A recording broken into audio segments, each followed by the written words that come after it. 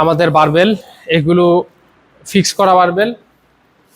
এই পাশে আমাদের ডাম্বেল র্যাক একটা, এই পাশে ডাম্বেল র্যাক দুইটা, এই পাশে ডাম্বেল র্যাক তিনটা।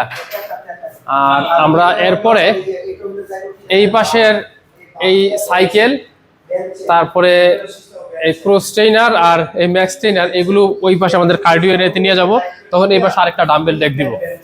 আর এখন এই সাইডে আমাদের হলো গিয়া সিটেড কেবল রো ব্যাকের ব্যায়াম করার জন্য বা লোয়ার পুলি বলে, এটা হলো গিয়া চেস্ট প্রেস, এইটা হলো গিয়া লেগ প্রেস, লেগ সেট, এটা হলো ইনক্লাইন বেঞ্চ প্রেস, এটা হলো গিয়া ডিক্লাইন বেঞ্চ প্রেস টেকনোজিমের। আচ্ছা, এইটা হলো গিয়া স্মিথ মেশিন, এখানে মাল্টি এক্সারসাইজ করা যায়, লেগ সেট, চেস্টের, শোল্ডারের। এইটা হলো গিয়া স্মিথ, এটা হলো গিয়া স্কোয়াট র্যাক। আর ওই পাশে আছে হলো গিয়া আমাদের ভি স্কোয়াট, এটাও লেগ সেট। আর এই পাশে হলো গিয়া হাইপার এক্সটেনশন, এইটা হলো গিয়া লেগ এক্সটেনশন, এইটা হলো লেগ কার্ল, এইটা হলো গিয়া মাল্টি হিপ, এইটার বলে, এটা হিপ জয়েন্ট মুভমেন্টের মেইনলি এক্সারসাইজ করে। এইটা হলো গিয়া অ্যাসিস্ট্যান্ট পুল আপ বা চিন আপ এবং ডিপস করা যায় এটাতে। আর এইটাতে হইলো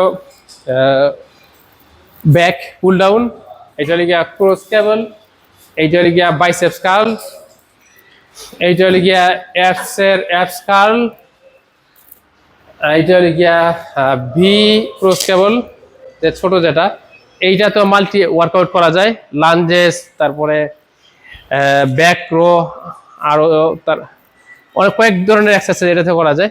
এটা হলো গিয়া শোল্ডার সাইড রেজেস। এই পাশে আমরা ট্রেডমিল, তারপরে স্টিয়ার মাস্টার, তারপরে এইটা হলো আমাদের আরেকটা বাইসাইকেল, এইটা আরেকটা বাইসাইকেল, ওইখানে ওই পাশে হলো গিয়া আরো কিছু ট্রেডমিল।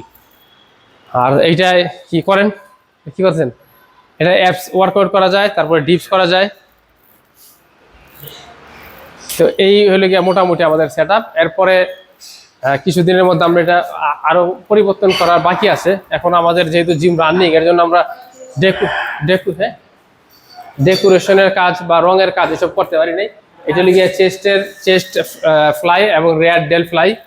আর এই পাশে আমাদের টয়লেট, বাথরুম মোটামুটি এরকম হবে ডবল করে। এই পাশে হলে গিয়া গোসলখানা,